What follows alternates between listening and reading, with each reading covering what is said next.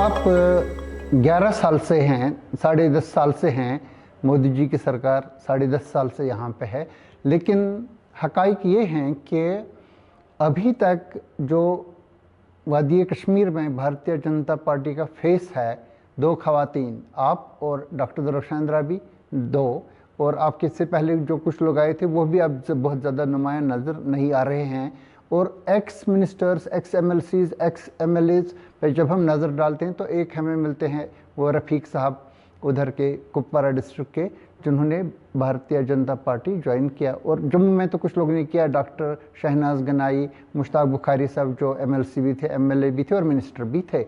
लेकिन यहाँ पे टेंडेंसी ही नहीं है, मतलब लोग इसका साथ देना चाहते, जैसे अल्ताफ़ बुखारी साहब है, मुजफ्फर बेग साहब है, सजाद लोन साहब, ये लोग क्या कर रहे हैं, इसके साथ रह करके सरकार बनाना चाहे, शामिल क्यों नहीं होना चाहता है कोई, इसमें वजह क्या है? बेहतर उनसे पूछा जा सकता है, अनटचेबल क्यों है? हिम्मत नहीं है।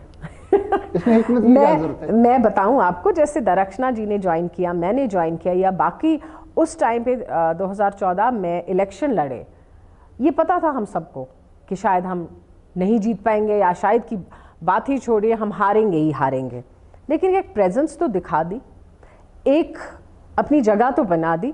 जब हमने 2014 में भी इलेक्शन लड़ा, न रनवे था न एयरक्राफ्ट था, फिर भी हमने टेक ऑफ करके सरकार बना ली। छोटी सी, आई थिंक, रेत का एक ज़र्रा भी चेंज ला पाता है। एंड मैं समझती हूँ हम छोटे छोटे जो वर्कर हैं भारतीय जनता पार्टी के, ये बदलाव लाएंगे और ला रहे हैं। सरकार बनाना कोई भी बड़ी बात नहीं है। 2014 में किसी के गुमान में भी नहीं था कि जम्मू कश्मीर, जो भारतीय जनता पार्टी को अनटचेबल पार्टी कह रही है, वो सरकार में है, उनके नुमाइंदे मिनिस्टर हैं। पहली बार इक्वल शेयर हुआ था, जबकि सबको मालूम है, हम सबको मालूम है जम्मू कैसे इग्नोर किया जाता था। और वो उनको हमेशा फीलिंग भी है कि जम्मू के अफसर को इग्नोर किया जाता है, जम्मू के मिनिस्टर को इग्नोर किया जाता था। आई थिंक बैलेंस करने की बहुत ज़्यादा ज़रूरत है। एंड ये ज़रूरी नहीं है कि भारतीय जनता पार्टी आई और एक जादू की छड़ी ले ली और पूरे मुल्क में अपनी सरकार बना के जम्मू कश्मीर में भी अपने वोट हासिल करेंगे। पहले से 2013 से जब से मैंने ज्वाइन किया है, तब लोग ऐसे मुंह ढक के बात सुना करते थे, कैमरा के सामने नहीं आते, कैमरा के सामने नहीं आते थे। फिर दौर चला कोविड का, फिर सबको एक बहाना मिल गया मास्क पहनने का, तो भर भर के हॉल होते थे और मास्क लगा के। आज आप देखिए, कोई भी मास्क लगा के नहीं होता है, एक मास्क हटा है। जब तक ये, मुझे लगता है, लोगों की रूह से, दिमाग से और दिल से डबल फेस का मास्क हट जाएगा, I think Bharatiya Janata party definitely यहाँ पे सारी सीट्स पे जीत हासिल करेगी। ये लोगों का जो डबल मुखौटा है कि हमारे साथ रहना भी है, फ़ायदा भी लेना है, और फिर भी हमारे बैनर के अंडर डायरेक्टली नहीं चलना है। सवाल मेरा एक्चुअली वही था कि कांग्रेस और सीपीआईएम को छोड़ करके जो भी पार्टीज हैं, नेशनल कॉन्फ्रेंस ने बीजेपी के साथ सरकार बनाई, हालांकि स्टेट में नहीं, मरकजी लेवल पे उमर साहब वहाँ पे चले गए, मिनिस्टर थे। हालांकि ये बात अपनी जगह पे सही है कि उन्होंने बीजेपी को पेडेस्टल नहीं दिया जम्मू कश्मीर में, लेकिन पीडीपी ने दे दिया। सजाद लोन साहब उनके साथ रहे, अल्ताफ़ बुखारी साहब, ये सब लोग भारतीय जनता पार्टी के साथ रह करके मेयर बनना चाहते हैं, मिनिस्टर बनना चाहते हैं मुख्तलिफ, लेकिन पार्टी के अंदर नहीं जाना चाहते हैं। इसका बैरियर क्या है, वजह क्या है इसकी, आपको क्या लग रहा है? डर है, किस चीज़ का डर? खुद से वो कुछ नहीं कर पाएंगे। डर किस चीज़ का? मिलिट्री का डर, अपने आप में एतमाद की कमी? अपने आप में, मैं ये मानती हूँ, अपने आप में एतमाद नहीं है कि लोगों को कन्विंस नहीं कर पाएंगे। टाइम लग सकता है लोगों को समझाने के लिए सही और गलत। आप सदियों से लोगों को गलत गलत पिक्चर दे रहे हैं, आप लोगों को अरसे से एक पिक्चर दे रहे हैं, वहाँ पे आप राम राम सुना रहे हैं और यहाँ पे आप अल्लाह अकबर कर रहे हैं। ये मैनिपुलेशन जब तक ख़त्म नहीं होगी और हमारे लोग जब तक ये समझेंगे नहीं कि वहाँ पे एक बात नहीं हो सकती और लोगों के बीच अलग बात हो सकती है, तब तक जम्मू कश्मीर का फ्यूचर कहीं नहीं है। जो ये ऐसे लीडर मैनिपुलेट करते हैं, करते आए हैं, आई थिंक यही एक जहर है जम्मू कश्मीर के लिए। एंड मैं बड़ी खुशी से, बड़ा प्राउडली, जितने भी जैसे दरख्शाना है, बाकी है, रफ़ी साहब है, अनंतनाग के हैं, एटलीस्ट हम खुल के तो बोलते हैं कि जो हम हैं वो हैं, आप हमें पसंद करेंगे, कितनी देर तक नापसंद करेंगे, कितनी देर तक आप हमें वोट नहीं डालेंगे, लेकिन इंसान का काम फाइनली नज़र आना चाहिए। इंसान की पर्सनल ज़ाती आइडियोलॉजी उधर काम नहीं करेगी। जो आप लोगों के साथ रूबरू, उनके साथ शाना बशाना, उनकी बेहतरी के लिए सोचेंगे, न कि पहले आप अपने लिए कि आप मेयर बन रहे हैं, आप एमएलसी बन रहे हैं, किसी बैनर के पर आप हैं नहीं इनके साथ। आई थिंक ये डबल फेस ज़्यादा देर चलता नहीं है। सिलेक्टिव है भारतीय जनता पार्टी कई मामलात में, जैसे कि अभी हमने देखा कि जो इलेक्शन अभी हुआ, पहले ये बात है, मैं आपसे ही जानना चाहूँगा, इसकी वजह क्या हुई कि इन्होंने कोई कैंडिडेट यहाँ पे खड़ा नहीं किया इलेक्शन लड़ने के लिए? क्या ये वजह थी कि उनको लगा कि हमारी बुनियाद यहाँ पे नहीं है, या कुछ कोई और वजह थी? वो भी हो सकता है, तैयार नहीं मतलब थे, हमारा वोट बैंक नहीं है, हम तैयार नहीं थे, तो और बहुत सारे अलाइज थे हमारे। हाँ, जैसे अपनी पार्टी है, सजाद साहब की पार्टी है, उनको एक चांस, क्योंकि अगर फिर हम भी इलेक्शन में, ये मेरा ज़ाती, ये मेरी पार्टी की तरफ से कोई बयान नहीं है, ये मेरा ज़ाती बयान है, अलाइंस काफ़ी सारे थे हमारे, फिर फोकस शिफ्ट हो सकता था। एक ट्राई उन्होंने भी कर ली कि आए मैदान में लड़े, फिर भारतीय जनता पार्टी के भी अगर कैंडिडेट्स होते तो शायद अलग माहौल होता। और अभी भी प्रैक्टिकली अगर देखा जाए हम लोग तैयार नहीं हैं अभी भी, डेफिनेटली। एक ग्राउंड लेवल पे अगर आप बात करें, सिचुएशन ये थी कि मुकम्मल कन्फ्यूजन की सूरत हाल लग रही थी। पहले ये बता रहे थे कि इलेक्शन लड़ेंगे, बाद में बताया गया इलेक्शन नहीं लड़ेंगे, फिर कहा गया कि किसी को साथ दे देंगे। अल्टीमेटली मतलब ये लोग अपनी party as well as Sajad Lone साहब की पार्टी, ये लोग बताते रहे कि हमारा भारतीय जनता पार्टी के साथ कोई ताल्लुक नहीं है, लेकिन आम लोगों में यही मतलब इम्प्रेशन था कि ये लोग इनके सहयोगी है। लेकिन 6 अप्रैल को एक डेवलपमेंट यहाँ पे हुई कि आपके जो जनरल सेक्रेटरी हैं कौमी सतह पे तरुण चुग जी, तो वो सजाद लोन साहब को लेकर के अल्ताफ बुखारी के घर पे चले गए, लाल चौक में जहाँ पे वो रहते हैं। तो तब से ही लोगों ने भी, और जो बीजेपी की मुखालिफ पार्टीज़ हैं पीडीपी और नेशनल कॉन्फ्रेंस, उन्होंने भी बताना शुरू किया कि ये देखो ये एक ही जमात है। बीजेपी जो वो बता रहे हैं ए टीम बी टीम सी टीम, ये बीजेपी अपनी पार्टी, ये आई थिंक ये फीलिंग है, फीलिंग नहीं है, ये सबको ही जाहिर है कि क्या हुआ इलेक्शन में, कैसे हुआ, एंड डेफिनेटली फेवरेबल कंडीशंस इन दो नई पार्टीज़ की तरफ था। एंड अपोजिशन में अगर पीडीपी और नेशनल कॉन्फ्रेंस थे, उनके लिए वो बहुत अच्छा एक मुद्दा मिला, एक एजेंडा था इन लोगों के खिलाफ लड़ने के लिए। जैसे कि आपने पूछा कि कैंडिडेट्स नहीं, एक तो ये मेन पार्टी का डिसीजन था कि इलेक्शन नहीं लड़ेंगे। मैं आज भी कहती हूँ कि अभी भी ग्राउंड लेवल पे उतना प्रैक्टिकल तरीके, वो फैसला अपनी जगह सही भी हो सकता है, लेकिन ये लगा कि बहुत सारे लोगों को कि भारतीय जनता पार्टी ऑलमोस्ट एक ब्लाइंड हो चुकी है, जो उनको नफरत है पीडीपी और नेशनल कॉन्फ्रेंस के खिलाफ। मसलन 16 अप्रैल को अमित शाह जी जो होम मिनिस्टर हैं आपके, वो जम्मू आए और जम्मू में उन्होंने एक मजमे से खिताब किया इलेक्शन के दौरान। तो उन्होंने कहा कि कांग्रेस, नेशनल कॉन्फ्रेंस, पीडीपी के बगैर जिसको देना हो वोट तो उनको दे दे। वो सीधा भी बोल सकते थे कि फॉर एग्जाम्पल सजाद लोन हमारा कैंडिडेट है, या इंजीनियर रशीद हमारा कैंडिडेट है, या जफर इकबाल मनहास हमारा कैंडिडेट, उन्होंने वो नहीं बताया। इसके बाद एक और डेवलपमेंट हुई, ठीक 1 महीने के बाद 16 मई को खुद अमित शाह जी यहाँ पे आए, श्रीनगर में रात को यहाँ पे रहे, और उस वक्त जिस वक्त उनकी ज़रूरत थी यूपी में, जहाँ से 43 सीट्स खिसक रही थी, जहाँ से उनको लग रहा था कि यहाँ पे हम जीत रहे, इसके बावजूद भी वो यहाँ पे आए। हमें मालूम नहीं कि क्या इनका सियासी मकसद था, जाहिर तौर पे बताया गया नहीं है। और मेरा एक दोस्त है, वो फोटोग्राफर उनके साथ, उसने मुझे बताया कि उन्होंने कोई ऐसा काम नहीं किया।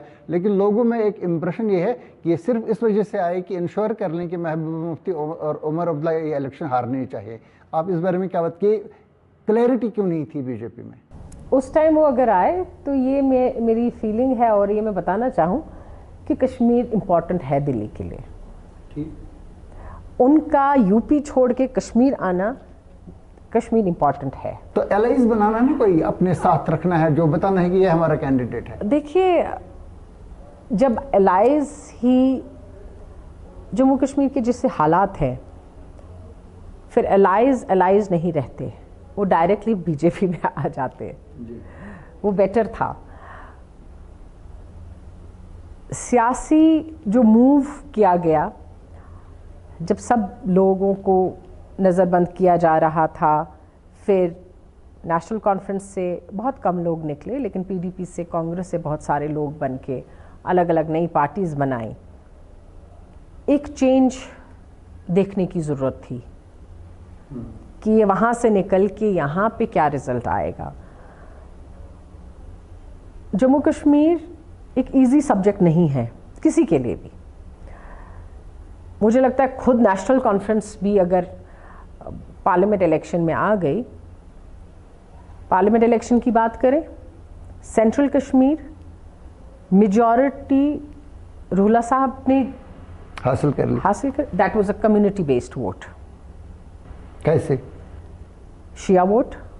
वो 1.5 लाख से ज्यादा है ही नहीं पूरी कॉन्स्टिट्यूंसी में। शिया वोट, मेजर कम्युनिटी वोट। उसके बाद नेशनल कॉन्फ्रेंस का वो जो इफेक्ट है, नेशनल कॉन्फ्रेंस वो वाला vote. Weak candidate Ashraf Mir, हमारे साउथ के वो भी वीक कैंडिडेट थे अपनी पार्टी से। सजाद लोन के लिए एक अलग ही वेव शुरू हो गई, that was engineer Rashid. Election parliament में जीतना was not that important. More important was कि चेंज क्या किया जाएगा, तब्दीली क्या आएगी। अगर ये सिचुएशन बनाई गई, चाहे अपनी पार्टी है या सजाद साहब की पार्टी है या और डिफरेंट और पार्टियां आएंगी, एंड कोई हैरत नहीं है कि जम्मू कश्मीर में और नई पार्टियां उभरेंगी। बदलाव क्या आ रहा है वो मेन इम्पॉर्टेंट है। ये देखना है कि जहाँ से खराबी शुरू हुई आप उसको रोक रहे हैं कि नए नए जो छेद हो रहे हैं कम्युनिटी में या आपकी रूट्स में, उसको फिल कर रहे हैं। आई थिंक बीजेपी के लिए ना उस टाइम पे इम्पॉर्टेंट था इलेक्शन लड़ना, पार्लियामेंट में 2 लोग या 3 लोगों की सीट फिल करना, that was not important. More than important was a larger bigger picture कि बेटर चेंज क्या किया जा सकता है। एंड उसी पे अब असेंबली इलेक्शन, बेटर चेंज का यही हिस्सा था कि अब वो आपको नजर, वो असेंबली इलेक्शन में नजर आएगा डेफिनेटली, वो असेंबली इलेक्शन में। एंड हैरानी की बात नहीं है आपको कि महबूबा जी हार गई, उमर साहब हार गए, ये एक बहुत बड़ा चेंज है। हमने गुलाम नबी आज़ाद से पूछा कि इंजीनियर रशीद के बारे में, और उन्होंने उनको सपोर्ट भी दे दिया। अगर उनका इतना सारा मैं कहूँ कि फेवरिज्म है कश्मीर में और बीजेपी का बिल्कुल भी नहीं है, तो मुझे नहीं लगता उमर साहब को हारना चाहिए था। नेशनल कॉन्फ्रेंस के सारे वर्कर्स को एकजुट होके कुछ भी करके नेशनल कॉन्फ्रेंस में एटलीस्ट उमर साहब को ही जिताना चाहिए था। सो व्हाट, चेंजेस हुई, इंजीनियर रशीद साहब आए, वो तो इकलौते बंदे हैं, इकलौती पार्टी लेके। नेशनल कॉन्फ्रेंस के उमर साहब कैसे हार गए, तो अब महबूबा जी कैसे हार आपको गए? क्या लग रहा है कि ये उमर साहब की मतलब पॉपुलैरिटी में कमी थी या इंजीनियर रशीद में कोई ऐसी बात थी? क्योंकि वो अगेन अ चेंज, इसमें बहुत सारे लोग थे, मीर फयाज भी वहां पे था पीडीपी का। उसमें देखिए एक डिसलाइक काफ़ी चीज़ों को लेके, एक सेंटिमेंट जो ओल्ड सेंटिमेंट है यहाँ पे नेशनल कॉन्फ्रेंस की फ़ोटो लेके चलना, it doesn't work all the time. The best thing would have been अगर इतना सारा शो डाउन हुआ कि नेशनल कॉन्फ्रेंस ही सारे वोट लेके गई, फिर उमर साहब कैसे हार गए?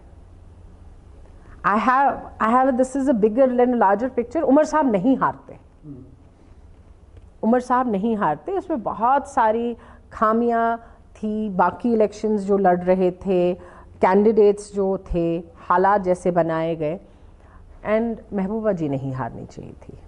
She is the only face of PDP, she should have not lost. And 2 candidate BJP के नहीं लड़े जम्मू कश्मीर से या 3, उससे मतलब नहीं है कि हमारी प्रेजेंस नहीं है। We not weak in any way, but yes, election की आप बात करें, वो दौर अभी नहीं आया है। But may be there will be a huge change, massive change in assembly election.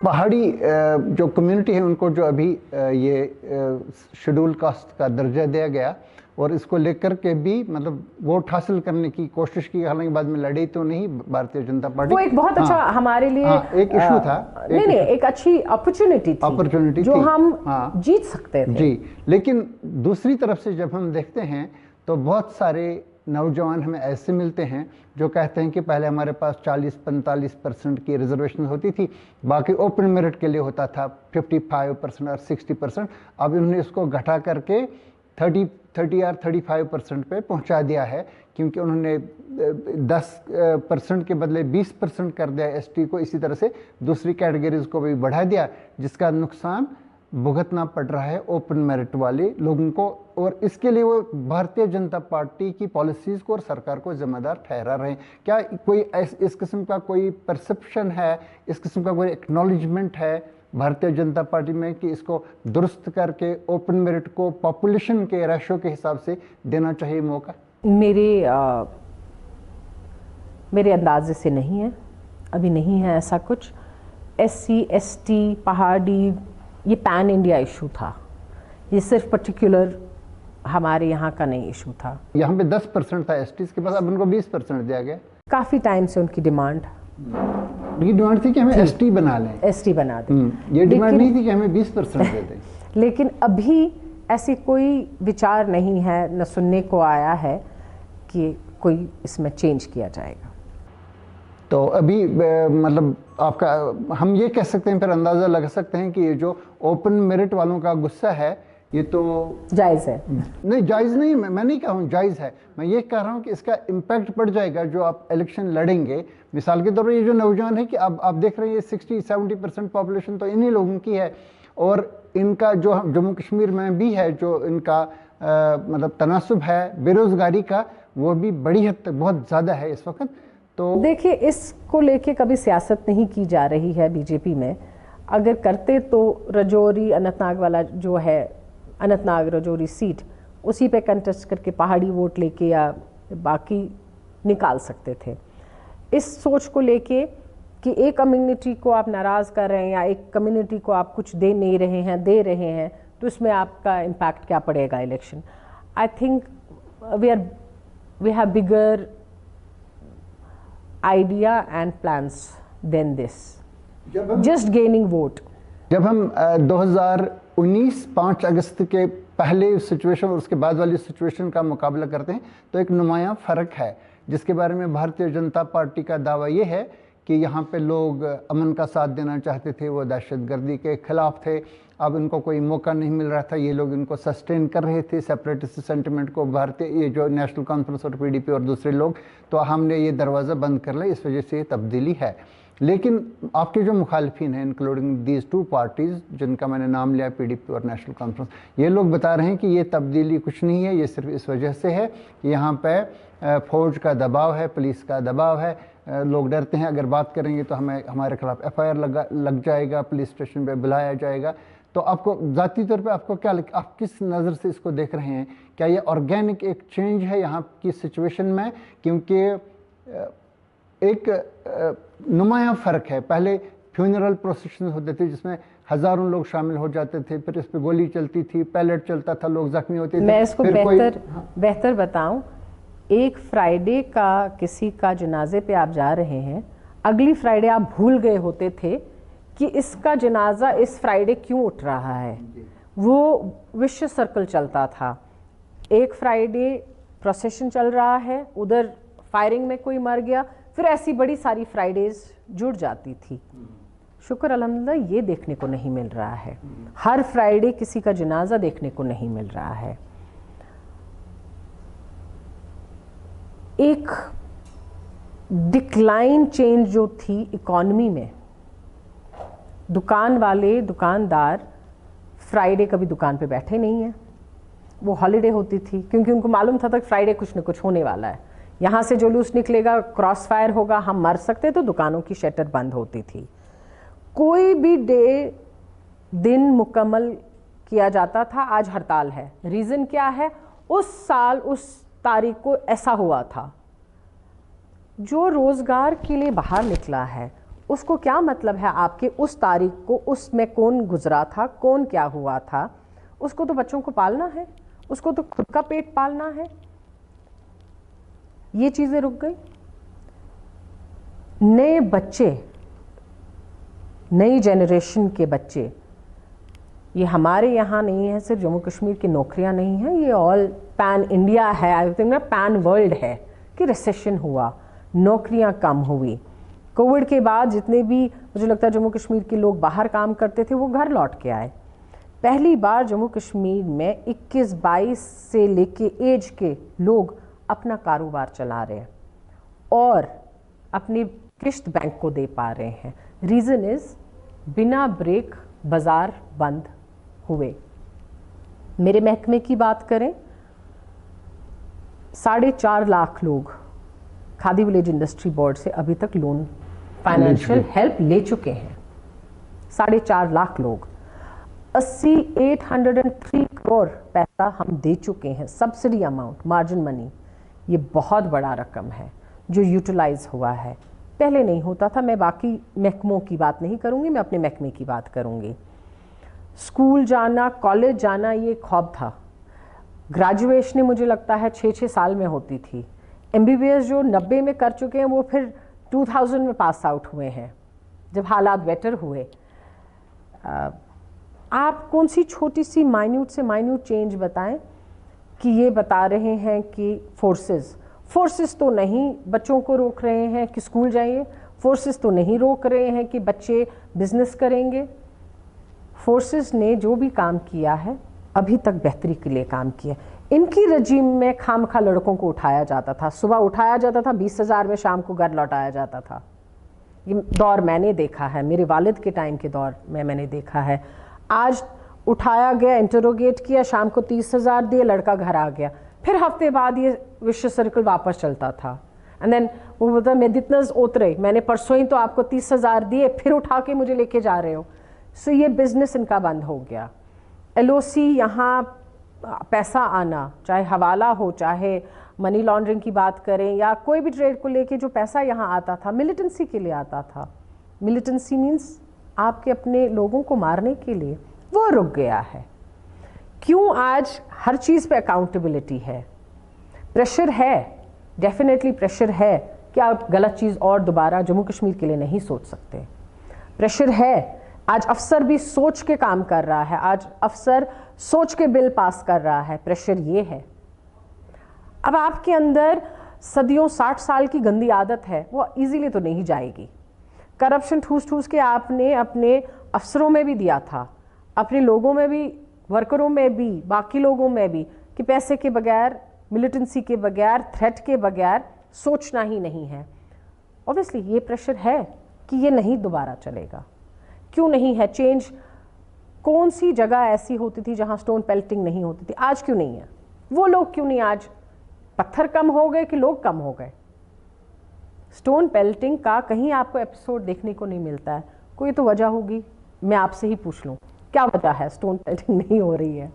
ये बात सही है कि मतलब अगर आप मुझसे पूछ रहे हैं कि एक ऐसी पॉलिसी यहाँ पे थी, कई साल से नाफिज थी, जिसमें एक सेपरेटिस्ट नैरेटिव जो था वो चलता रहा। इसको परमिशन था, जो हुर्रियत कॉन्फ्रेंस के लोग थे उनके पास Z+ कैटेगरी की सिक्योरिटी थी, उनसे लोग मिलते थे, आपसे नहीं मिलते थे। जो भी लोग इंडिया को अब्यूज़ करते थे उनकी ताकत, उनका सेंसेक्स बढ़ जाता था दिल्ली में। ये सिलसिला जारी रहा। मैं मानता हूँ कि 2019 में ये रुक गया, लेकिन ये किया था दिल्ली की सरकार ने, जिसमें UPA और NDA दोनों सरकारें शामिल हैं, कोई एक नहीं इसमें।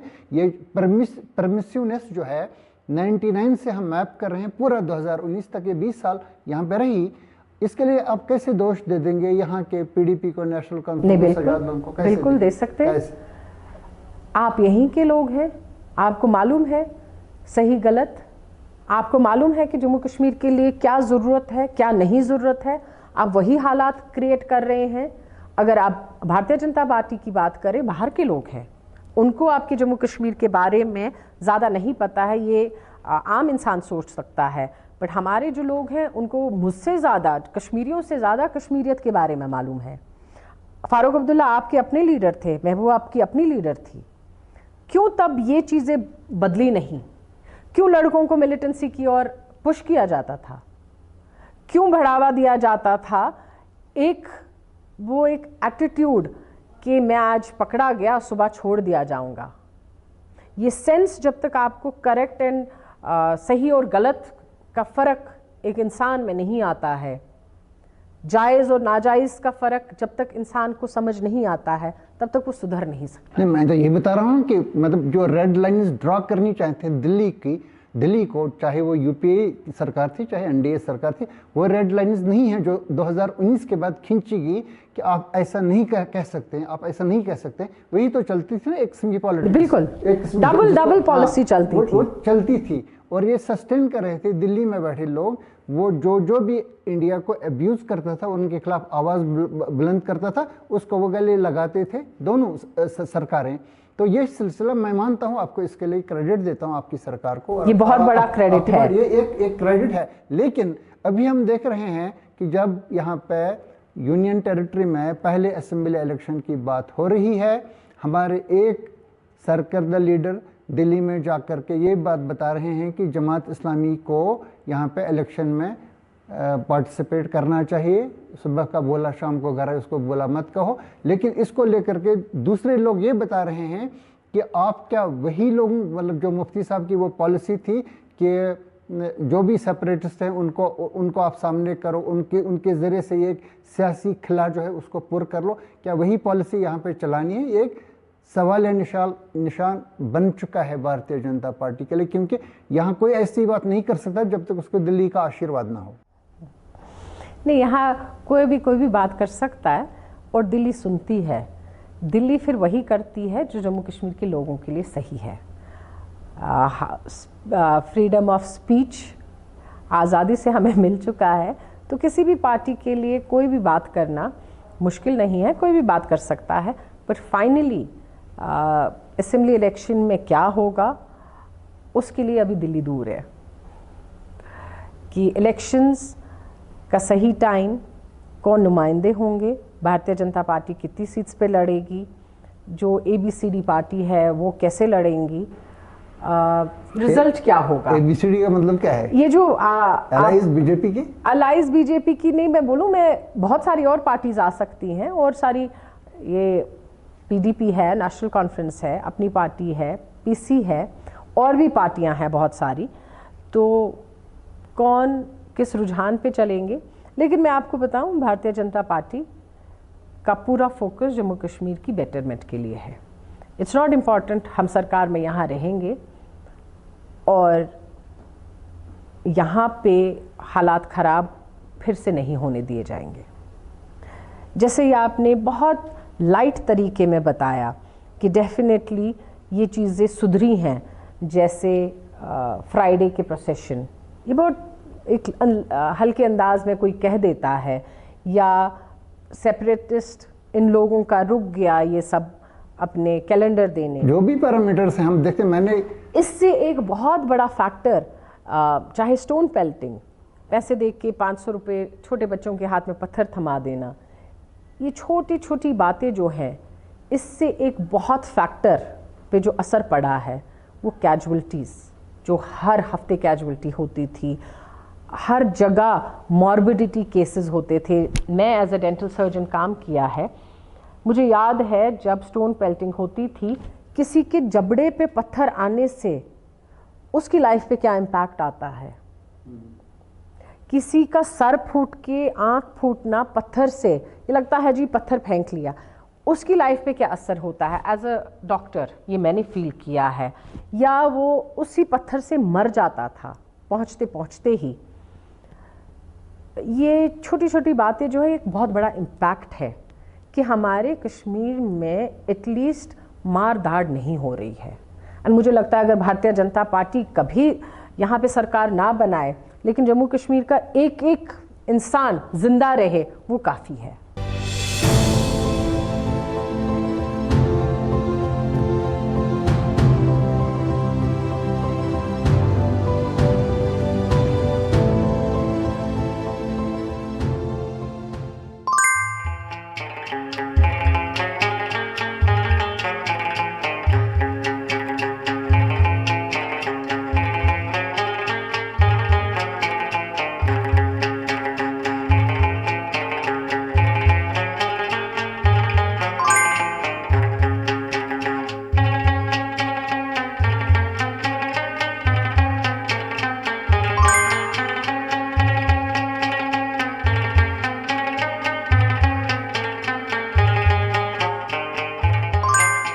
आपकी बातें बड़ी हद तक सही हैं, लेकिन एक यहाँ पे जो मुतालबा है आम लोगों का वो ये है कि जो सरकारी नौकरियां हैं, ये बात सही है कि सब लोगों को नहीं दे सकती है, कोई भी सरकार मुलाजमतें नहीं दे सकती है लोगों को, इसमें तो कोई दो राय नहीं है।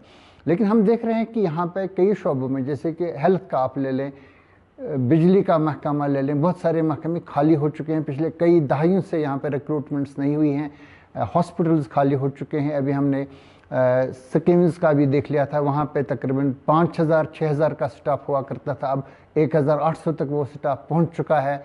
और इधर से यहाँ पे कुछ लोग बता रहे हैं वो रूल्स बना रहे हैं, अब एसएसबी करेगा, अब पब्लिक सर्विस कमीशन करेगा, तो एक खला पैदा हो चुका है जिससे कि बहुत सारे लोग जो हैं वो ओवर एज होते जा रहे हैं। ये एक मुतालबा है आम लोगों का कि सरकारी मुलाजमतें देने में भारतीय जनता पार्टी सरकार को और यहाँ की मकामी इंतज़ामिया को भी कब कुछ ठोस इक़दाम करने चाहिए। तो इसमें खामोशी क्यों है? जैसे मैंने आपको बताया, जम्मू कश्मीर के जो हालात हैं ये एक दिन वाले नहीं हैं, लेकिन जो पिछले 3-4 साल से चेंज आया है, अकाउंटेबिलिटी पहली बार जम्मू कश्मीर में मैं देख रही हूँ, ट्रांसपेरेंसी, ई ऑफिस, जहाँ पे हर कोई इंसान अपनी फ़ाइल का एटलीस्ट पता तो कर सकता है कि मेरी फ़ाइल है, नहीं है, गायब नहीं हुई है, जली नहीं है। Employment issue major Jammu Kashmir की अगर मैं बात करूं, सेक्रेटरीट में अभी इतने साल बैठ के हर एक व्यक्ति के बाद दूसरा आता है, मैं कॉन्ट्रैक्चुअल लगा था। ऑर्डर उनका अगर पढ़ा जाए साफ साफ होता है need base, 80 days, 89 days, 80 days, 80-90 days contractual means कोई पीरियड तक आप उस जगह पे काम करने के लिए आपको हायर किया गया था। लेकिन वो देखा गया है 25 साल से वही 3,000 पैसे पे रुके हैं, वेट में कि मैं आज परमानेंट हो जाऊंगा, मेरी ये आज नौकरी पूरी हो जाएगी। ना तो वो सरकार में अंदर ट्रेजरी के साथ या सरकार की लिस्ट में जुड़े हैं कि हमारा कोई एम्प्लॉय है, लेकिन एक फेक आइडिया दिया गया था, एक दिलासा, एक झूठ, मैं सोचती हूँ कितनी सरकारों ने उनको झूठ बोला है, हाँ आपको परमानेंट कर दिया जाएगा। जेवीसी की बात करें, हेल्थ की बात करें, मैं भी जब वहाँ पे काम कर रही थी तब भी वहाँ 1400 लोग 3000 2000 पे कॉन्ट्रैक्चुअल काम कर रहे थे। पहली गलतियाँ सरकारें जिन्होंने इनको 80 दिन से ज़्यादा वहाँ पे रखा, फिर तनख्वाहें दी, और ये लोग जो इस दिलासे के साथ, उम्मीद के साथ 25-25 साल से 3000 4000 पे काम कर रहे थे। 45,000 एक्स्ट्रा लोग हैं आंगनवाड़ी में, 45,000 प्रोटेस्ट के लिए निकलते हैं। अब किसी भी पोस्ट पे, ये मैं आपको एक प्रैक्टिकल बात बताना चाहती हूँ जो मैं फेस कर चुकी हूँ सेक्रेटरीट में बैठ के। जब आप किसी भी महकमे का पोस्ट निकलता है, आप अप्लाई करते हैं, आप लिस्ट में आते हैं, जो ये 25 साल से बैठा है कॉन्ट्रैक्चुअल, या आपके ऑर्डर पे स्टे ऑर्डर ले आता है। मीन्स ना आप ही 25 साल से कुछ कर पाए हैं, न ये जो आगे जो डिजर्व कर रहा है, जो लिस्ट में आया है, रिटन क्लियर किया है, वाइवा क्लियर किया है, आप इसको भी नौकरी लगने नहीं देते हैं। जो पूरा सिस्टम है इक्योस, इसको स्मूथ स्ट्रेट लाइन करने के लिए आई थिंक जिस तरीके से सरकार काम कर रही है विद एब्सोल्यूट सेंसिटिविटी के साथ, मुझे लगता है वो बहुत ज़्यादा ज़रूरत है। कॉन्ट्रैक्चुअल हर महकमे में आपको लाख से ज़्यादा है। नए पोस्ट के लिए आपका जो, अगर आप कोई भी दे दे, एसएसपी देख लें या पीएससी देख लें, पहले सारे महकमे अपने खुद तरीके से रिक्रूट करते थे। खादी विलेज इंडस्ट्री बोर्ड खुद रिक्रूट कर रहा था, मेरे महकमे में खाली पोस्ट है। लेकिन जब मैंने एज अ वीसी ज्वाइन किया तो पहले मैंने उनको टर्मिनेट किया जो पिछली सरकार में लगे थे। वो हाई कोर्ट से भी ऑर्डर आया, हम लोगों ने भी टर्मिनेट कर दिया। मैं आगे रिक्रूटमेंट करूं, उनका भी कोर्ट केस चल रहा है। जब तक एक फाइनल डिसीजन नहीं आएगा, मैंने आपको एक एग्जांपल दिया मेरे महकमे के रिलेटेड, जब तक कोर्ट का फाइनल डिसीजन नहीं आता है हमारे महकमे में, हम आगे रिक्रूटमेंट नहीं कर सकते। कल को अगर कोर्ट ने उनको दे दिया, गो थ्रू दे दिया, देन जो लगे वो और कोर्ट केस में चले जाएंगे। सही बात है आपकी, लेकिन यही हर महकमे की बात नहीं। इसके साथ साथ ये जो आप बता रहे हैं ना एडहॉक वगैरह, ये तो हम मान रहे हैं। नॉन प्लान की जो क्रिएशंस हैं एक डिपार्टमेंट में, फॉर एग्जांपल सब लोगों की जगह वहाँ पे हैं जिन्हें रेफर करना चाहिए था आपसे पहली वाली सरकारों को भी, उन्हें भी नहीं किया है। उन्हें बहुत सारे बहाने बना दिए, हमारे पास पैसा नहीं है। एक फाइनेंस मिनिस्टर साहब ने तो कह दिया है कि इसको तो दूसरा वो सिस्टम बनाओ, इनकी तनख्वाहें कम आधी कर लो। तो ये सिलसिला जारी रहा और नेट रिजल्ट ये है कि बहुत सारे महकमों में 100 के बदले 10 लोग काम कर रहे हैं। ये 90 जो वैकेंसीज हैं, असामियां हैं, ये पूरी करने की जरूरत, जिससे कि रोजगार भी लोगों को मिलता है, जैसे मैंने कहा सर्विसेज भी लोगों को मिलती है। एक ट्रांसपेरेंट पॉलिसी बन रही है, सरकार बहुत सेंसिटिवली इस पे काम कर रही है। एंड आई थिंक ये पूरे ही डिपार्टमेंट्स के लिए एक सिंगल विंडो क्रिएट होगी कि कैसे एम्प्लॉयमेंट जनरेट होगी, नौकरियां जो बड़े टाइम से, जैसे स्कीम्स की बात करें, हेल्थ की बात करें या बाकी जैसे आपने बताया, ये खुद ब खुद फिल होना शुरू हो जाएंगी और यकीनन ट्रांसपेरेंट तरीके से। हम उम्मीद रखेंगे कि एक निज़ाम में ऐसे बेहतर आएगी जिससे कि हमारे नौजवानों में काफ़ी रिलीफ पैदा हो जाएगा और उनको ये भी लगेगा, क्योंकि यहाँ पे ये जो सनती सेक्टर नहीं है, प्राइवेट सेक्टर नहीं है कश्मीर में, इस बात के बावजूद कि यहाँ पे मिलिटेंसी का असर कम हो चुका है। हम उम्मीद करेंगे और दुआ करेंगे कि यहाँ के हालात ठीक रहें और लोगों को भी यहाँ पे राहत मिले। डॉक्टर हिना शफी भट्ट, आपका बहुत बहुत शुक्रिया कि आज तशरीफ लाई आप।